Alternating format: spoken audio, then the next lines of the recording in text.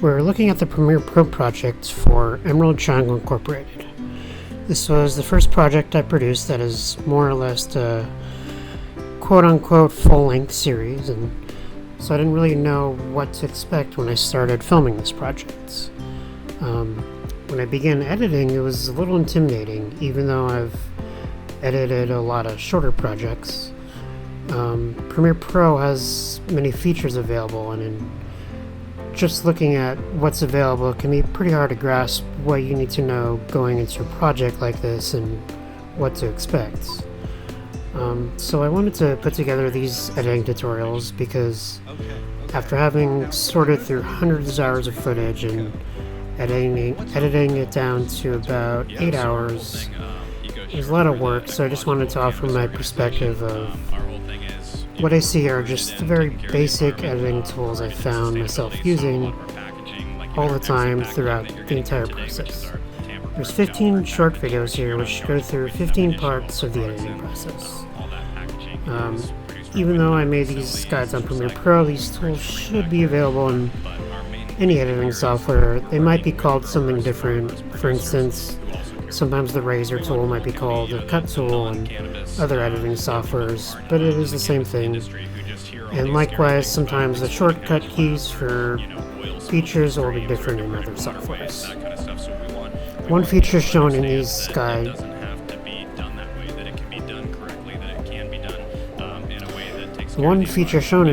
that might not be available in other softwares is the transcribing feature, which Premiere Pro offers. However, having worked on this really long documentary, I will say that being able to transcribe is a really important tool to have for nonfiction content. If you do need to transcribe and your editing software does not offer that feature, there's a great website called Otter which can transcribe content online. Pretty much every tool in Premiere Pro has a shortcut key. I encourage you to learn your shortcut keys if you are thinking about getting into editing.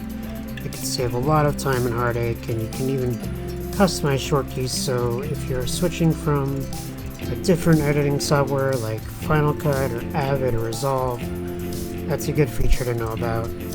One of the tutorials goes through how to change those shortcut keys. I think it's number 15. Also, I encourage everyone interested in cinematography to check out the Robert Rodriguez 10-Minute Film School.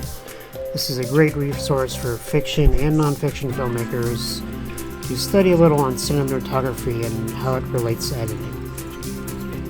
Like I said, this is a very basic guide to editing, but if anyone would like to see any more editing tutorials, just feel free to leave a comment. If you're on a really tight budget and you need to edit something yourself, you have options without stretching your budget too much. Premiere Pro is $20.99 a month. If you need to use Otter for transcribing, it's $11.99 a month. But I just wanted to put together something super simple because editing can be a little intimidating, but it doesn't have to be. So with that, here's my version of the Easy Peasy Premiere Pro Editing School.